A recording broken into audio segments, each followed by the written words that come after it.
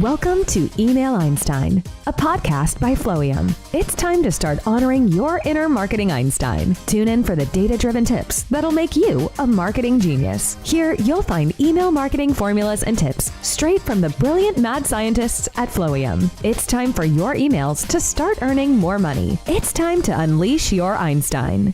Hello, everyone, and welcome to Email Einstein podcast by Flowium. I'm Vira Sadlak, your host, and here at Flowium, we're very passionate about email marketing, and because we love what we do, we want to share our insights with you. And you guys, today is a pretty interesting podcast because today we will be discussing not email marketing per se, but we will be talking about good old mail or like the regular mail marketing. And chances are the majority of your active or potential customers are actually, they might be suffering from some sort of like digital fatigue. I know that I'm like one of those people because the amount of messaging we all receive through our screens is just, it's too much. And the rising cost of digital advertising as it becomes more and more competitive mean that it might be actually a good time to move back to good old direct mail. And direct mail is definitely should not be ignored in 2022 and 2023, believe it or not. So today we will be discussing all things direct mail with Michael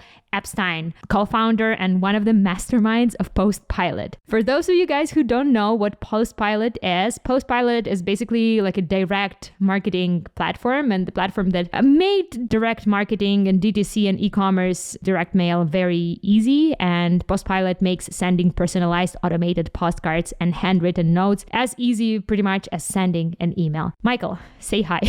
Vira, thanks for having me. Excited to be here. Yeah, we're excited. Excited to have you here. Honestly, I was pretty skeptical about the direct mail like even a year ago, but I am a believer now. So let's try to convince our listeners that this kind of marketing rocks. Michael, before we go there, let's do a quick this or that game, Blitz Q&A, just like to get to know you better, okay? Let's do it. Let's do this. Okay, pen or pencil? Pen. Getting postcards or sending them? Getting. Ooh, fun. Shopping online or shopping offline? Online. Okay. Paper book or ebook? That's a tough one. I'll go ebook. Yeah, I'm a paper book girl myself, so I do have both of them. I do read both ebooks and paper books, but I prefer the paper one. I'm switching my answer. I'm going paper book because I was thinking like I like highlighting ebooks, but realistically I take a pen and I highlight paper books and I like the sensation of a paper book better. Yes, and the smell. Oh my goodness, I love the smell of paper. It's like the best. I was on the spot. I had to come up with something. Okay, cool. Christmas tree in December or Christmas tree in November? I think I'm like you. If it were up to my kids, we'd have a Christmas tree in May. So probably the earlier the better. That's fun. I'm actually surprised with your answer because I know it's a very American thing to have a Christmas tree like after Black Friday, Cyber Monday, and like early December-ish. It's a very American thing. In Canada, we celebrate our Thanksgiving in like October. So we need something to look forward to, you know? So that's why we have our Christmas trees early. Yeah. Makes sense. Okay, cool. What was your best Black Friday purchase this year, if any? My best Black Friday purchase was, well, for myself, I think I got one of those meat thermometers because I'm grilling is like a skill I feel like I need to have, and I'm just not that good at it. So I need extra tools. It's very like millennial of you to say like the grilling is a skill that I need to have. I feel like all my buddies are like these grill masters, and I just can't keep up. So I need tools. Okay, cool. That was a very random and unexpected answer, but sure, we'll go with that.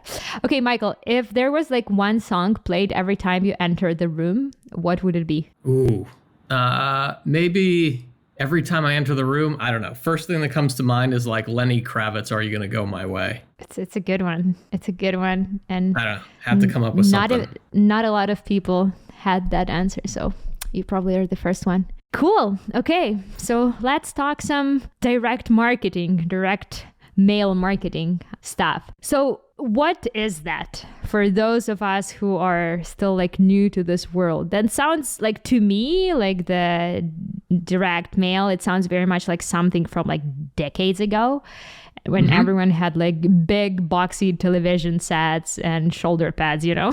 I'm just like, that's something I think of, but I do know that it's like super, super effective these days. And I found this fun statistic. It sounds very interesting to me that actually 4 in 10 Americans of all ages look forward to checking their mailbox, like a physical mailbox every time. Not only do we look forward to like receiving a piece of mail, but we also tend to hold on to that piece of information for like longer time. And I found this information that on average household mail is thrown after, on an average household, physical mail is thrown after 17 days. When with emails, obviously it's like, I don't know, like a day, even less. Seconds, and that basically, that seconds, yeah, you're right. And that 17 days is actually gives you plenty of opportunities for direct mail to get read or at least skim through. But let's go back to the basics. What is direct mail and why bother? Yeah. So appreciate you the info, and all the statistics you mentioned are totally spot on, and I've used a lot of them before. So, and things have really come full circle. Maybe I'll start with giving just like quick context of my background and what the platform does, because I think that'll help answer the question. One, PostPilot, which is the platform that we developed, it really think of it like Klaviyo for direct mail. I come from the direct-to-consumer space. I've been a direct-to-consumer operator and marketer for over 20 years. So is my co-founder. We've run a lot of private equity portfolio companies, 8 and 9-figure e-commerce brands. We were early to Klaviyo, like when it first came out. Lifecycle marketing is really like our DNA and where we come from. We've always been big proponents of it, and we've adopted that at the portfolio companies we've run, and again, early adopters of Klaviyo and big fans of the product. I think the question that we posed to ourselves, we started using direct mail successfully at some of the portfolio companies that we ran, and it was exactly as you described. It was this clunky experience of like trying to come up with audiences, then exporting a bunch of spreadsheets, and then finding a print house, and then blasting a card to like everybody on a list, and then waiting a while, and then more spreadsheets to try and figure out what the ROI was. And that is how things ran. And we looked at ourselves and we're like, why hasn't somebody built Klaviyo for postcards? And so that's essentially what we did. So rather than the traditional perception that you have of direct mail, which again is probably like blasting everybody in a zip code with a card, or everybody that has this household income or meets these demographics. If you think about it more like you think about email, it's natively integrated with your e-commerce platform like Shopify. It's natively integrated with Klaviyo and your email platform.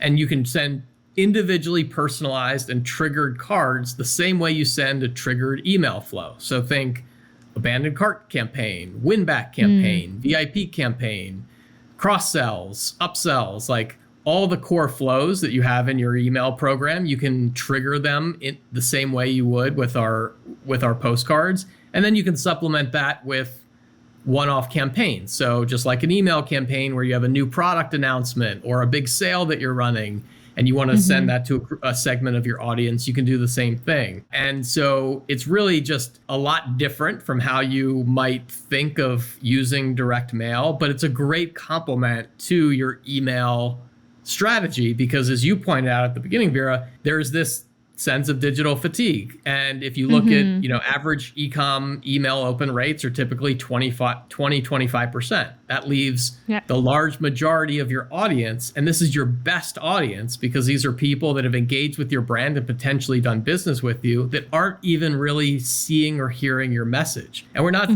by any means saying abandon email, but we're saying, think about all the money that you're leaving on the table by not ensuring that your message is reaching 100% of your audience. And that's why direct mail is so effective, because it reaches those people that you're not able to reach via email and digital channels. And as you said earlier, it's something that it's more unexpected today. It's unlike it used to be, obviously, your email inbox was the pristine place that only the important messages went. Your mailbox is where all the junk went. Now it's really flip-flopped to where you're surprised by receiving a piece of tangible physical mail from a brand that you've done business with, especially if it's personalized to you. And so it's more memorable. It sticks with you. You're exactly right. It's a 17-day lifespan versus seconds for email. And that's why it gets such great response rates and engagement rate and ROI. Obviously, there's a higher cost than email, so you need to factor that in. But it's still really, really profitable for so many different brands. That's so interesting. I found this another study that on the internet, like going back to that fatigue and that like busy inbox thing, I found this like number that sounds crazy to me, that the average American is expected to spend 44 years of their life staring at a screen. Can you imagine? Like 44 freaking years. That sounds like a lot. Yeah, in that case, when you're receiving something paper and tangible, it does stand out. So how can you actually like leverage that, like the shift in the attitude and use it for your advantage? Because like a lot of brands, I guess, a lot of people are still considering the mail to be on the decline. Like, how can you actually leverage it, and what are the reasons it's so effective? Yeah, I think it works to our advantage that the mailbox isn't as cluttered as it used to be, and certainly not nearly as cluttered as your email inbox. So for us, we work with thousands of brands, and again, they connect it to Shopify, and we can create these segments that get triggered based on specific behavior, and there's core campaigns that just consistently get really, really strong incremental ROI. I'll give you an example, just as one of our most common use cases is like a win-back campaign. So again, think about a win-back that you might do in an email where you sell someone a 60-day supply of product. If they don't come back within 60 days, you're kind of nudging them. Maybe you're nudging them by email. If they still don't come back, trigger a direct mail campaign, and to make sure that message gets to them before they permanently defect. Because the longer they go without coming back, the more likely that you are to have lost them for good. So lots of brands do this. Obvi is one example that comes to mind. They're like this killer rocket ship supplements brand and run by really sharp guys. And they had a campaign where they triggered a card to go out to customers. They sell a 60-day supply of supplements. They waited, I think it was 90 days in that case, and said, if you haven't come back within 90 days and we've been emailing you and trying to get you back this entire time and you still haven't come back, we've got to figure out how to get you back on track before we lose you for good. And they got a 24x return on that campaign. Okay. And so Not bad. not only are they getting, especially with consumable products like that, they're not only getting that customer to come back the first time, they're getting them back into their regular routine. And so they're probably going on and making multiple subsequent purchases again once they're back on track. And so you're really, really increasing the LTV of that customer by ensuring that you prevented them from defecting and got them back to ordering again. And we've just got tons of examples like that. Right. No, the customer acquisition cost is very high, and specifically in like supplement brands. I know we work with a ton of supplement brands, and because of this, like a lot of supplements brands, they actually don't even make money on that like first, sometimes even second purchase from the customer. So getting them back, even if the cost is a bit higher than email, totally makes sense. And I like how you sort of like approached it more as a multi-channel marketing almost. So you're not like bombarding the big group of customers with the same message, but you can actually customize it and segment it based on where they are in their customer journey. I think this is super, super powerful. Yeah. And the competition thing is another factor, I'm sure. Like not as many brands are doing the direct mail yet. So it definitely helps you stand out, right? Yeah, absolutely. And you're so spot on that with CACs continuing to rise, Facebook and iOS really impacting people's ability to target and get, the ROAS that they were accustomed to on Facebook. That LTV is critical to profitability because you're spot on. So many brands today, and that's kind of the dirty little secret with D2C, is that so many brands are marginally or sometimes not profitable at all on that initial customer acquisition. And so if you don't have a strong retention program in place, you're likely not making any money. And so it's Right. critical to make sure that you're keeping customers in that buying habit. Right. And like PostPilot or like direct mail in general, who is it for? What business is it for? And like to what customers you can basically talk through physical mail? Yeah, great question. So we work with companies in all different categories. I'd say our biggest representation is in consumable categories, meaning Makes sense. food and beverage, health and wellness, cosmetics, things that have sort of natural LTV replenishment cycles, things like that. And that's especially important for retention campaigns. But we do work with companies in a lot of different categories. So apparel has a large assortment. You have opportunities to get them to buy multiple times from your brand. And then for brands that are more one-off type purchases, we also offer different types of campaigns. For example, abandoned cart campaigns where even if you've only gotten their email address and they've never purchased from you before, we can find their postal address and match that to their email address and then retarget them with a physical postcard. And Orbit Baby is a great example of that. They're a premium stroller brand. And so you're not buying like a ton of strollers over, a year or 2 year period, but we sent campaigns to their abandoned carts where people that had been signed up for their email list but never converted. So they were engaged with the brand, never converted. They got a 16x ROI targeting those folks that had already gone through their welcome sequence, never converted, and we got them off the fence. And then there's a lot of other campaigns that you can start to work towards more new customer acquisition. But we always recommend brands start with sort of the retention and retargeting and reactivation campaigns because there's tons of low-hanging fruit, easy wins. You can prove the efficacy of the channel and generate incremental profits and then work your way up the funnel into more acquisition campaigns from there. That's really interesting, Michael, because I thought that this type of marketing is mostly for returned customers and for those win-back campaigns. I never thought that you can actually target new prospects with the postcard marketing. That's super, super interesting. And that stroller example was really good because I think this targeting new prospect does not necessarily make sense if you are selling, for example, socks, like $10 socks. But when you're selling something a bit more expensive, like a stroller or a mattress or whatever, then it makes a bit more sense to put more efforts into your marketing just because the customer needs more points of contact with you as a brand before they commit to that decision. Well, that's just how I see it. Maybe you guys have like different opinion on targeting. Actually, you're spot on. So AOV is definitely an important factor in acquisition campaigns.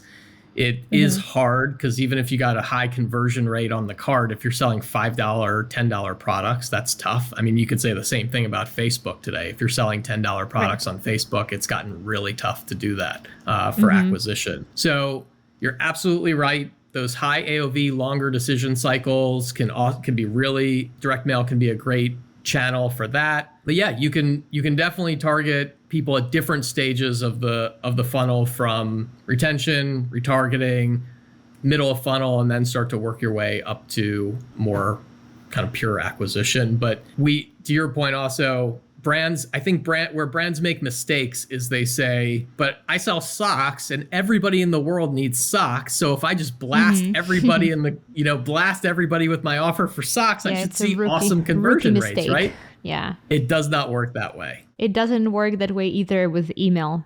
It's like, that's like the very popular rookie mistake that we try to explain to our clients when we first start working with them. They were like, yeah, just like have this discount code and blast your entire list with it. We're like, nope, this is not how it works. And we've tested it like gazillion of times. When you have like highly segmented offer, it converts sometimes like 4 times better in case of with one of my clients than just like the campaign that is going to like a master segment, So, I mean, any kind of marketing sort of have the same principles, right? You want to deliver the right message to the right person at the right moment. And that's what it's all about, right? Exactly. Yep. Yeah. So, okay. So you mentioned that like a lot of your customers, they are from like a supplement or fashion sort of like industry. how do you even get started with how to get started with postcard marketing? Like, where do you start? How do I know if it's a good idea for me? Like, how do I build this strategy around it? Like, what's the process? Yeah, that's a great question. And the answer is that with PostPilot, we will do it all for you. We're a fully managed service. We don't charge extra for that. And so we know that brands are eager to get into the channel and experiment with new channels, but we found that it's exactly as you described. They don't know where to start. They've never done it before. They don't have experience designing creative for postcards specifically. And what's more, they don't have time to learn a whole new channel and dedicate resources to it. So we essentially said, well, we do know what works really well. We know what works on the design side, the strategy side, and we know that when customers sign up and have the success that our customers do, they're going to stick with us for a long time. So it's very easy for us to say, we will help do it all for you, from setup to helping, creating your audience segments, coming up with the strategy, even doing the design and creative. We have a full in-house creative department that will mock up stuff according to your brand, and it looks amazing. And follows all our best practices. And all you essentially have to do is like sign off on it, give us the thumbs up, and we can launch it. And we work really fast. So you could have a campaign out. I mean, we're the 10th of, the 7th of December now. You could have a campaign in people's hands way before Christmas. Right now, we work really fast. That's so cool. Yeah, and you kind of covered that, like targeting new prospects with postcard marketing. Let's talk about like different stages of customer life cycle journey. I saw this really cool case study on your website from the brand that is called Bulletproof. For those of you guys who don't know, Bulletproof is selling all kinds of like, what do they sell? Coffee. I mean, they started as a bulletproof coffee sort of like brand, but they do have like all kinds of supplements right now. And obviously they are selling consumables. And in your case study, you said that postcard marketing is actually a great way to generate subscriptions. So like to turn that like one-time or two-time buyers into paid subscribers. Can you talk a bit more about that? Like what's the process? Who do you target with those campaigns, and like how do they set everything up? Sure. So we do this for a lot of brands because, again, in the consumable category in particular, a lot of brands offer subscriptions, and it's so valuable to convert a one-off customer into a subscriber. So we can easily set triggers that basically say you've made this purchase. It's a SKU that's a one-off SKU, not our subscription offering. And then we can trigger a card that, again, say it's a 30-day supply of product.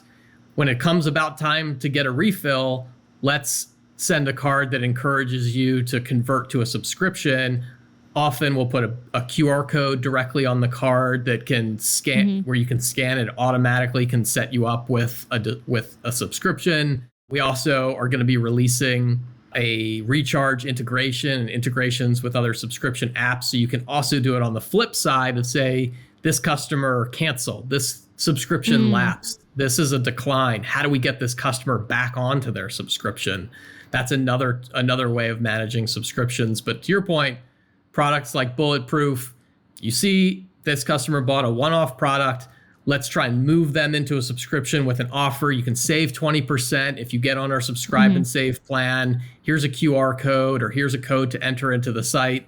And they get, 8, 10, in some cases, way higher ROAS on those campaigns. And again, that's only factoring in that first purchase. It's not the fact that you got them onto a subscription, which means they're going to be making multiple subsequent purchases from you over time. Right. That's interesting. I'm actually keep getting those like cards. I don't know, guys, if you have in the States HelloFresh, like a food delivery, like a box delivery, food delivery on a weekly basis. So I get like a ton of win-back campaigns from them. And they actually managed to turn me from like one-time buyers into like a subscribers after I've canceled even. So this stuff, it does work. It does work. Even though like we are in marketing, it still gets you every freaking time. So that's interesting. Yeah. And let's talk about that other category of people. We briefly covered the new prospects, the people who you're turning from one-time buyers into paid subscribers. What about your VIPs? Because that's where a lot of businesses make the majority of money. How do you keep VIP customers coming back to you for more? You do have a ton of really cool case studies on your website, so maybe you have some examples of those VIP programs or VIP customers approaches. Yeah, absolutely. So you're right. VIPs, there's a lot of 80-20 in most in most online businesses.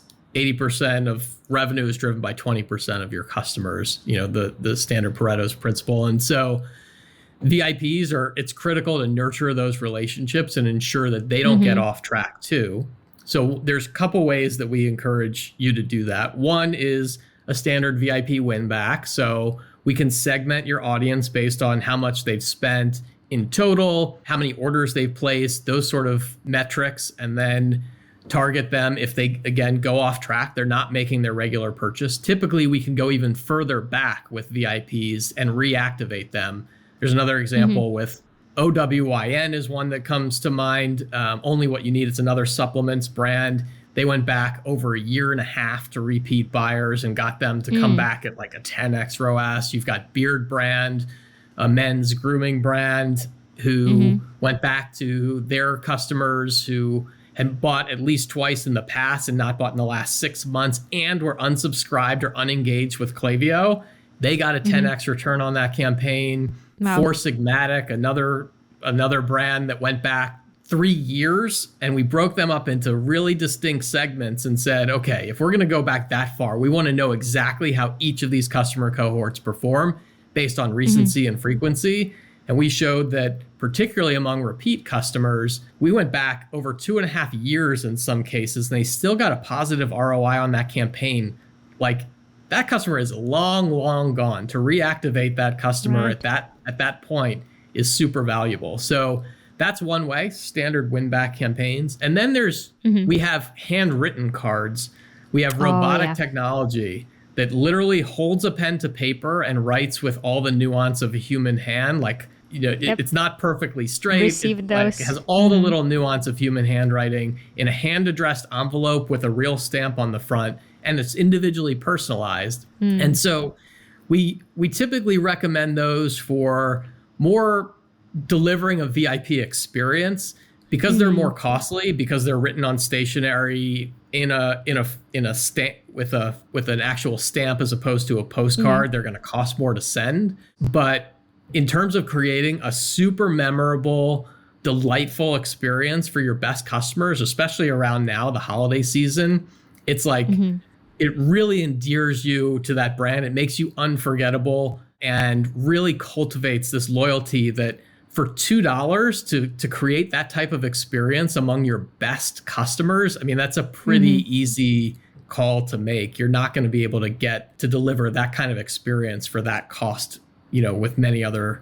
methods. So it can be a really cool way to really solidify your relationship with your customers. Yeah, it definitely stands out, and it helps you to deliver that white glove service almost to your customers. That's something that you normally don't expect. And I received those emails, or those cards, and they do look real. You can see it doesn't look like anything printed or anything. It's literally looks like someone wrote you the card with all of the imperfections and everything. It's a pretty cool thing. I received it from a few brands. I should probably stop spending as much money with them, but that's another story.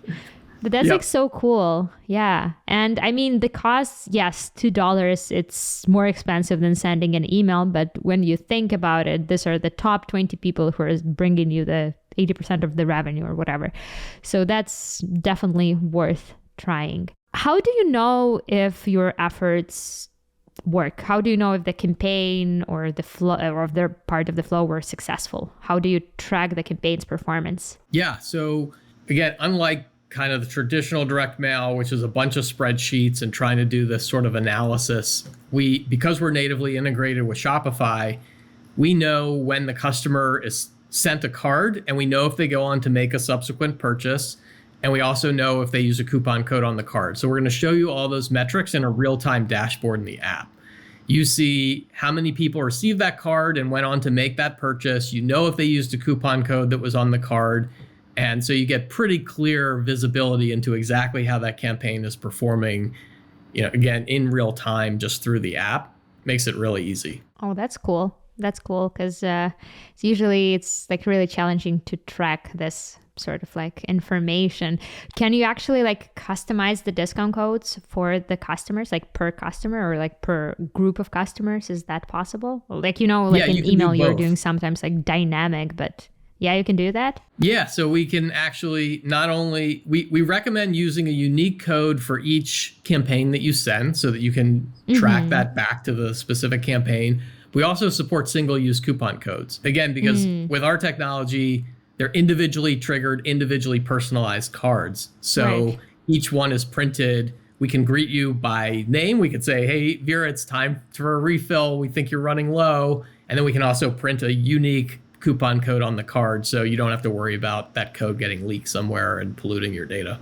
That's pretty cool. Now, personalization, it's all about the personalization, right? Personalizing like the name, the details, but also the offer and the timing of the offer.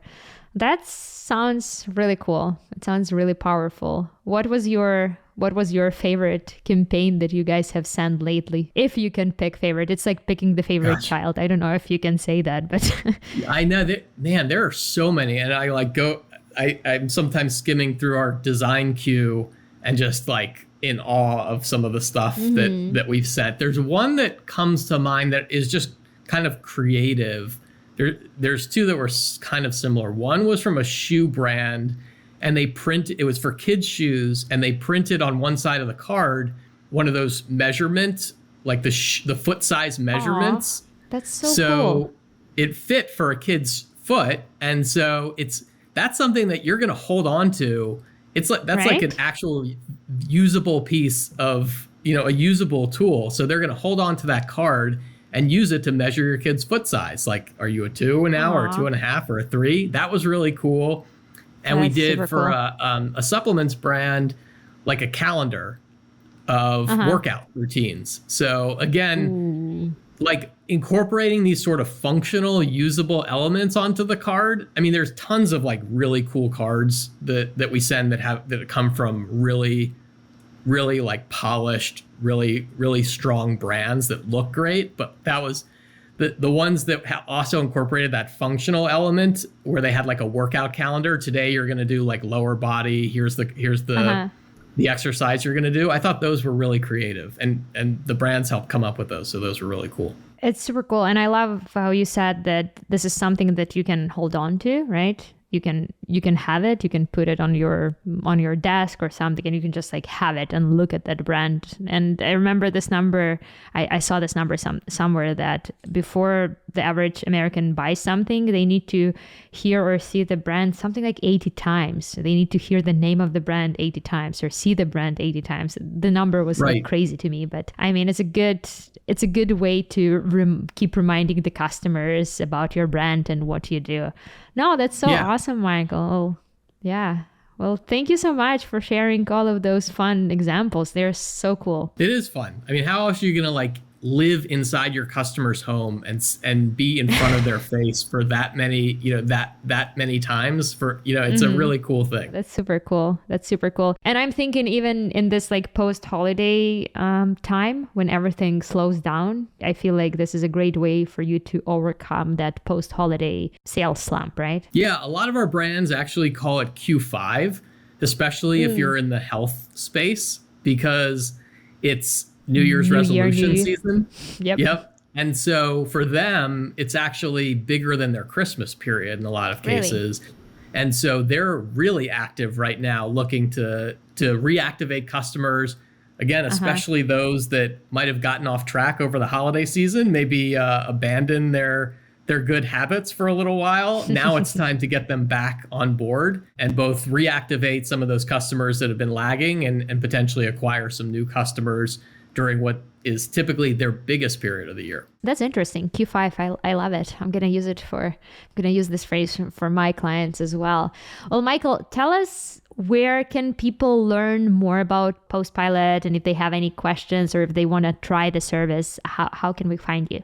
Sure. You can go to postpilot.com. You can email me if you have any questions. I'm always happy to chat about this stuff, as you can probably tell, Michael at PostPilot. And if you go to postpilot.com/GFO, and we'll drop it in the show notes, I think, that stands for Godfather Offer, because it's an offer you can't refuse. Like, we'll literally do the whole thing for you. We'll make it risk-free. We'll throw in some free cards to help you get started, and you got nothing to lose. If it works for you, we know you'll come back. We think it will. If not, you got yourself a free campaign. So we make it really easy. That's so cool. Thank you so much. And yes, we will share all of the links, all of the case studies that we discussed in this podcast. We will share them in the description box down below. And you guys, don't forget to subscribe and share this podcast with your friends from eCommerce. And definitely come back next week, because we will keep talking about the ways to bring your customers back during this holiday, or post-holiday, I guess, season. Michael, thank you so much for coming. It was a pleasure talking to you. And I definitely do want my clients to try your service, because it sounds like a lot of fun. Thanks, Vira. Thanks for having me. This was fun. Thank you so much. Okay, great having you. Hey, it's mean world to us if you click subscribe and hit the bell button, because it helps our channel to grow and gives us ability to produce content for free for you.